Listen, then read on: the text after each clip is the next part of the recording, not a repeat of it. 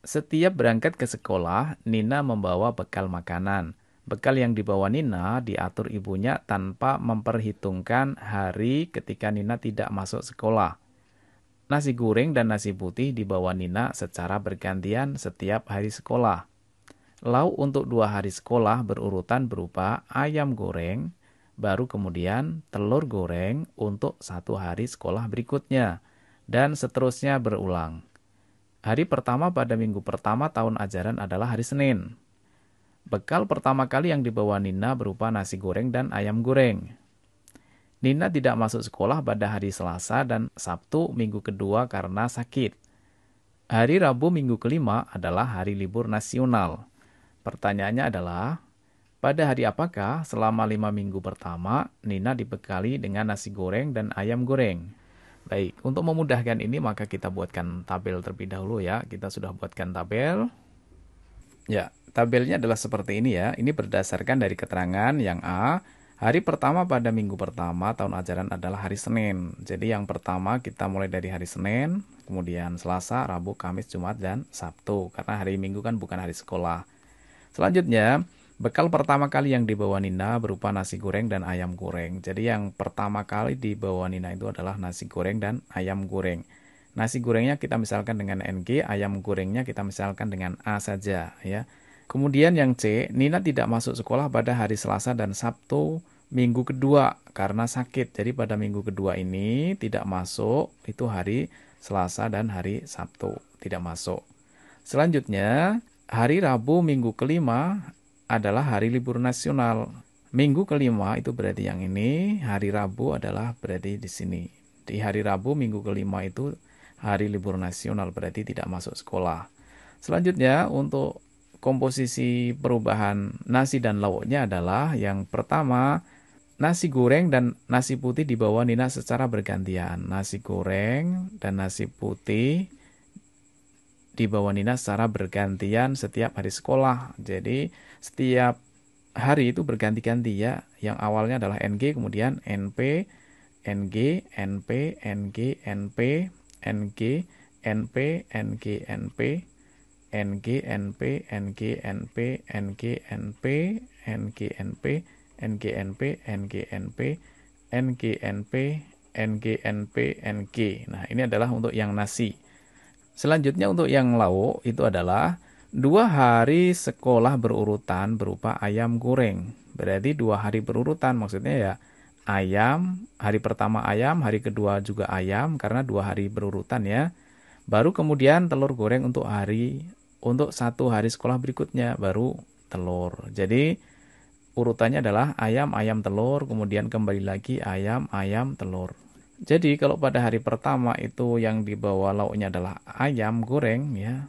Selanjutnya hari kedua juga masih ayam ya. Ayam, ayam, telur. Berarti nanti ayam, ayam, telur. Berarti ayam, ayam, telur. Atau A, T. A, A, T, A, T, A, T, A, T, A, T, A, T.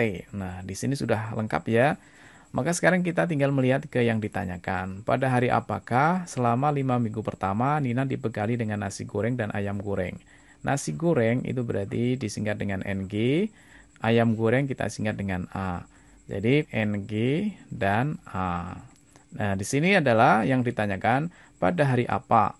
Selama 5 minggu pertama itu artinya dari minggu pertama sampai minggu kelima itu selalu ini. Jadi pada hari apa yang selalu NG plus A? Kita lihat di tabelnya ternyata itu ada di hari Senin ya. Hari Senin itu semuanya adalah NG plus A. Ya, jadi selama 5 minggu pertama ini, hari Senin ini lauknya adalah nasi goreng dan ayam goreng. Sementara yang lain tidak ada. Maka jawaban dari pertanyaan ini adalah hari Senin ya. Pertanyaan yang kedua, pada hari apakah selama 5 minggu pertama Nina lebih sering membawa bekal nasi putih dan telur goreng? Berdasarkan dari keterangan nomor pertama ya, dari bacaan ini kita dapatkan bahwasanya tabelnya adalah seperti ini. Nah, pada hari apakah selama 5 minggu pertama, berarti dari minggu awal sampai minggu kelima, ini Nina lebih sering membawa bekal nasi putih dan telur goreng. Nasi putih kita sebut dengan NP, kemudian telur goreng kita misalkan dengan T. Berarti paketnya adalah NP plus T. Ini wajib ya. Selanjutnya kita lihat dari minggu pertama sampai minggu terakhir itu yang paling sering membawa NP plus T itu yang mana?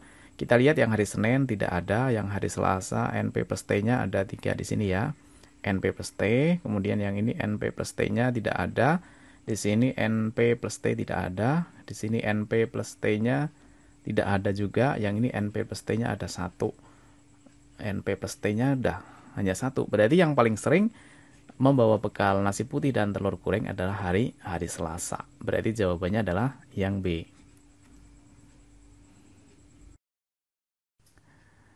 Berdasarkan analisis dari soal sebelumnya, dari bacaan ini kita dapatkan tabel ini ya. Langsung kita bahas soal ini. Pada hari apa sajakah pada minggu ketiga Nina dibekali dengan nasi putih dan ayam goreng? Kita dapatkan tabelnya sudah ya. Sekarang yang ditanyakan pada minggu ketiga. Minggu ketiga itu berarti yang ini ya. Minggu ketiga Nina dibekali dengan nasi putih itu berarti NP, nasi putih. Dan lauknya adalah ayam goreng. Ayam goreng kita misalkan dengan A. Nah, sekarang kita cari yang minggu ketiga yang ada NP plus A itu yang mana? NP plus A ini bukan ya, bukan NP plus A. Berarti ini NP plus A, kemudian yang ini NP plus A. Ya, nasi putih dan ayam goreng. Jadi hari apa? Hari Kamis dan hari Sabtu. Jawabannya yang D. Berdasarkan analisis dari soal sebelumnya, untuk yang bacaan ini bisa kita dapatkan tabel seperti ini. Oke, sekarang kita masuk ke yang ditanyakan. Selama 5 minggu pertama, berapa kalikah Nina membawa bekal nasi goreng dan telur goreng? 5 minggu pertama itu berarti seluruhnya ya. Jadi dari awal sampai akhir, kemudian membawa bekal nasi goreng dan telur goreng. Nasi goreng kita misalkan dengan NG, kemudian telur goreng, dan telur goreng. Telur gorengnya dimisahkan dengan T. Berarti kita cari yang ada NG plus T. Kita lihat dari 1 sampai akhir ya, dari awal sampai belakang yang ada NG plus T yang mana? NG plus A bukan, NG plus T ya, ini 1. Kemudian NPA, NGA, NGA, NPA, NGT ya. Nasi goreng telur. Kemudian bukan nasi goreng telur ya, bukan iya nasi goreng telur, bukan nasi goreng telur ya. Jadi ada berapa? Dicek ya. 1 2 3 4 5. Ada 1 2 3 4 5. Jadi selama 5 minggu pertama ini ada 5 kali ya. Jadi jawabannya adalah yang A. Jarak antara kota P dan Q adalah setengah jarak kota R dan S. Di antara kota P dan Q terdapat kota T. Jarak kota P ke kota R sama dengan jarak kota Q ke kota S, yaitu setengah jarak kota P ke kota T. Jarak yang paling jauh adalah antara kota. Yang pertama diberikan jarak kota PQ itu adalah setengah dari jarak RS. Kalau kita tuliskan berarti PQ itu nilainya sama dengan setengah dari RS ya. Kalau kita misalkan, misal panjang RS itu adalah 4 ya, maka panjang PQ nilainya sama dengan setengahnya dari 4 ya. Karena PQ itu setengahnya RS. Kalau RS-nya 4, berarti PQ-nya adalah 2. Karena setengahnya 4 adalah 2. Ini misal ya, boleh saja ini 8, ini 4, atau yang lainnya. Kemudian selanjutnya, di antara kota P dan Q terletak kota T. Oke, nanti dulu ya.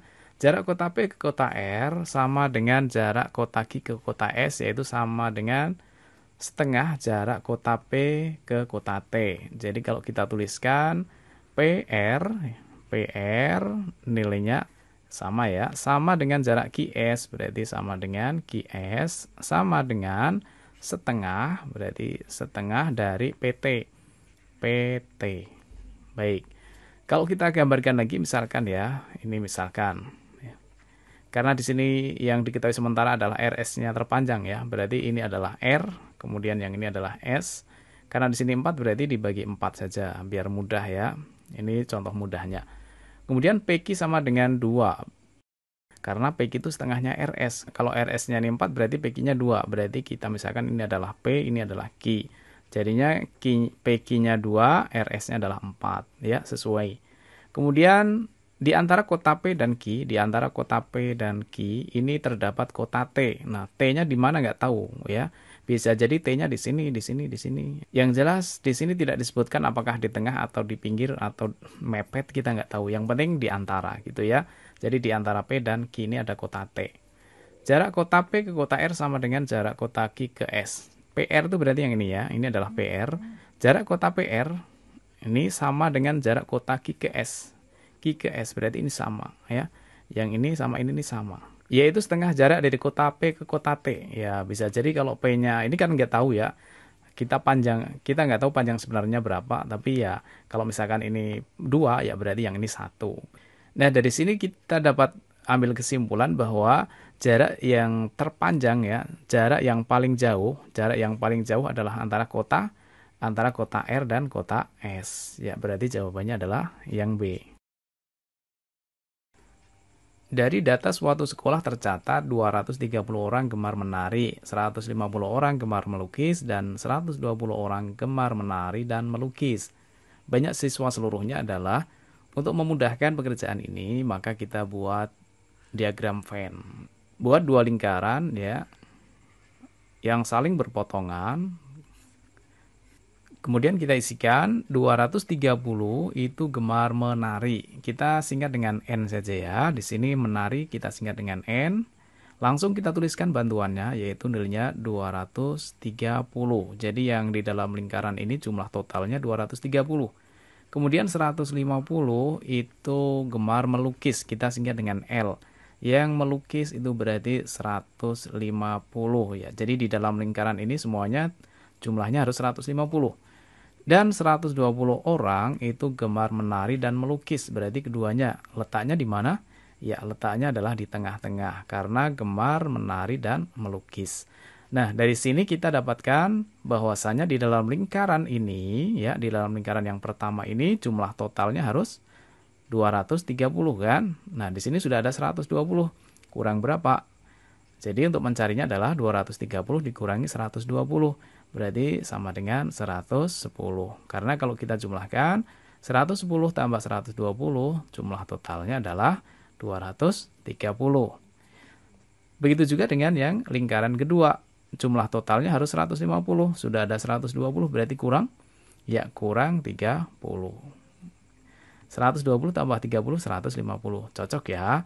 Sehingga karena yang ditanyakan adalah banyak siswa seluruhnya atau semestanya di sini ya. Maka untuk mencari semestanya kita tinggal menjumlahkan yang ini saja. Yaitu 110 ditambah dengan 120 ditambah dengan 30. Ini adalah untuk mencari nilai semestanya. Berarti semestanya sama dengan 110 tambah 120, 230 ditambah 30 berarti 260. Ya, jawabannya adalah yang C. Seorang pedagang membeli 3 karung beras, masing-masing beratnya 1 kintal dengan tarak 2%. Harga pembelian setiap karung beras Rp400.000. Jika beras itu dijual dengan harga Rp6.000 per kilogram, maka besar keuntungan penjual adalah. Untuk mencari jawabannya, kita tentukan dulu masing-masing beratnya 1 kuintal. 1 kuintal itu berarti 100 kg ya. Kita samakan dulu satuannya 100 kg itu 1 kuintal. Di sini ada tara. Tara itu berarti potongan berat ya. Jadi untuk itu kita cari netonya dulu atau berat bersihnya dulu. Neto berarti dari 100 kg ini kemudian dikurangi dengan 2% dari 100 ya. 2% dari 100 itu berarti 2 ya, berarti dikurangi dengan 2 kilo. Berarti sama dengan 98 kilogram. Ini adalah berat bersih tiap karung. Nah, di sini ada 3 karung. Berarti neto seluruhnya ya, neto seluruhnya itu sama dengan 98 kali 3. Ya, berarti nilainya sama dengan 8 kali 3, 24, nyimpan 2, 9 kali 3, 27, tambah 2, berarti 29. Berarti ada 294 kilogram. Itu seluruhnya. Nah, sekarang kita cari harga pembelian atau harga beli. Harga beli nilainya sama dengan Rp400.000 tiap karung. Berarti karena di sini 3 karung, berarti 3 kali Rp400.000. Berarti nilainya sama dengan 1.200.000. Ini adalah harga belinya. Selanjutnya kita cari harga jual ya. Jika beras itu dijual dengan harga Rp6.000 per kilogram, maka keuntungannya berapa? Harga belinya sudah ada ya. Berarti sekarang kita mencari harga jual. Harga jual itu Rp6.000 per kilogram. Kalau seluruhnya ada 294 berarti artinya dikali ya. Berarti 294 dikali dengan Rp6.000. Maka nilainya sama dengan nolnya ada 3 ya. Kemudian 4 kali 6 itu 24. Nyimpan 2, 9 kali 6 54. Tambah 2, 56. Nyimpan 5. 2 kali 6, 12. 12 tambah 5, 17 ya. 1.764.000. Nah, ini adalah harga jual. Karena yang ditanyakan keuntungan, berarti untung itu berarti sama dengan harga jual dikurangi dengan harga beli.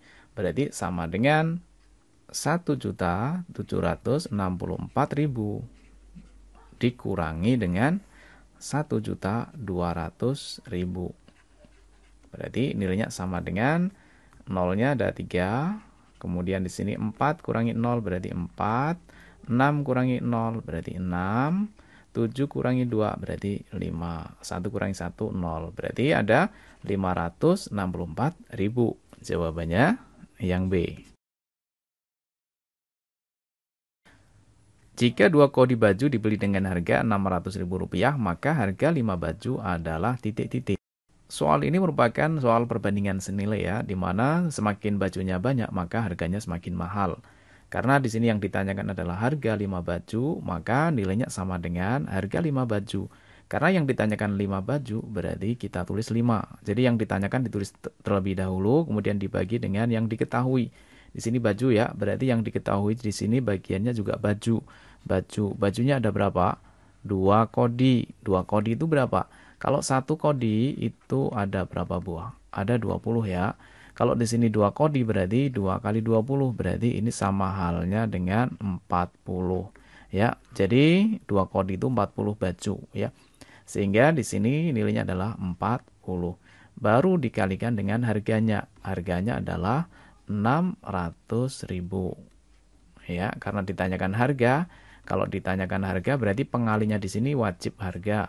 Di sini adalah yang diketahui baju berarti harus dibagi dengan baju juga ya, bagiannya harus sama. Kalau yang ditanyakan harga berarti sini harga gitu ya.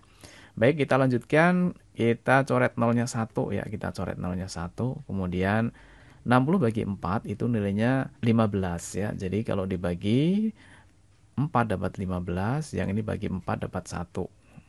Berarti sekarang tinggal kita kalikan 5 kali 15. 5 kali 5, 25, nyimpan 2, ya. 5 kali 1, 5, tambah 2 berarti 7. Ditambah nolnya masih ada berapa? 1, 2, 3. Berarti 75.000. Ya, jawabannya adalah yang C. Ani berangkat dari kota A pukul 8 dengan kecepatan 80 km per jam. Pada saat yang sama, Raka berangkat dari kota B menuju kota A dengan kecepatan rata-rata 40 km per jam. Jarak kota A dan kota B adalah 960 km.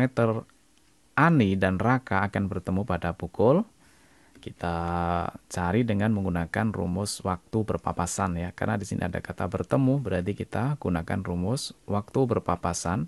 Rumusnya adalah jarak dibagi dengan kecepatan yang pertama ditambah dengan kecepatan yang kedua. Ini rumus cepatnya ya. Oke, kita masukkan WP, waktu berpapasan. Itu berarti yang pertama C, jaraknya. Jaraknya adalah 960 km. Kita tulis di sini. Kemudian dibagi dengan K1 itu berarti kecepatan yang pertama. Ani berangkat pukul 8 dengan kecepatan 80 km per jam. Berarti di sini adalah 80. Kemudian ditambah dengan kecepatan yang kedua. Raka berangkat dari kota B ya menuju kota A dengan rata-rata kecepatannya adalah 40. Berarti ditambah dengan 40, maka nilainya sama dengan 960. Kemudian dibagi dengan 80 tambah 40 berarti 120. Kita coret nolnya ya. Sama dengan 96 bagi 12 yaitu nilainya 8. Berarti butuh 8 jam sampai mereka berpapasan atau bertemu. Nah, di sini berangkatnya adalah pukul 8. Nah, pada saat yang sama berarti artinya si Raka juga berangkat pukul 8. Karena berangkatnya bersamaan, maka langsung saja kita tulis pas berangkatnya yaitu pukul 08.00 kemudian ditambah 8 jam. 8 jam ya, berarti samanya dengan ditambah 08 juga ya. Berarti ini jadinya adalah 8 tambah 8 adalah 16. Berarti pada pukul 16.00, yaitu jawabannya yang B. 12,5% dari X adalah 5. Maka nilai X-nya adalah titik-titik. Oke, kita lihat di sini ada 12,5%. Tentunya sahabat CPNS sudah hafal ya. Nilai dari 12,5% itu sama halnya dengan 1/8. Jadi ini sama dengan 1/8. Tapi kalau sahabat lupa ya, lupa cara cepatnya, maka bisa kita tuliskan menjadi bentuk biasa ya. Jadi caranya adalah 2 kali 12 itu 24 ya. Kemudian ditambah 1 berarti 25. 25 per penyebutnya 2 kan, berarti per 2. Tapi karena di sini ada persen, itu artinya per 100. Berarti yang bawah dikalikan dengan 100. Berarti jadinya ditambah 0,2. Nah, ini kemudian masing-masing dibagi 25 ya. Yang atas dibagi 25 dapat 1. Yang bawah 200 kalau dibagi 25 dapat 8. Jadinya sama dengan 1/8. Baik, langsung kita cari yang ditanyakan ya. Nilai X-nya. 12,5% dari X itu bisa kita tuliskan 12,5% itu tadi sama dengan 1/8. Kemudian dari itu berarti dikalikan. Pakai titik saja ya. Dari X berarti X adalah berarti nilainya sama dengan 5. Yang ditanyakan nilai X-nya berarti X sama dengan, kan berlaku perkalian silang ya. Berarti artinya 8 kali 5. Berarti X sama dengan 8 kali 5. Berarti X-nya sama dengan 40. Untuk yang 1 kali X kan nilainya X saja ya. Berarti yang ini tidak berpengaruh ya. Hanya 5 dan 8 dikalikan silang. Jadi jawabannya adalah 40 yaitu yang A.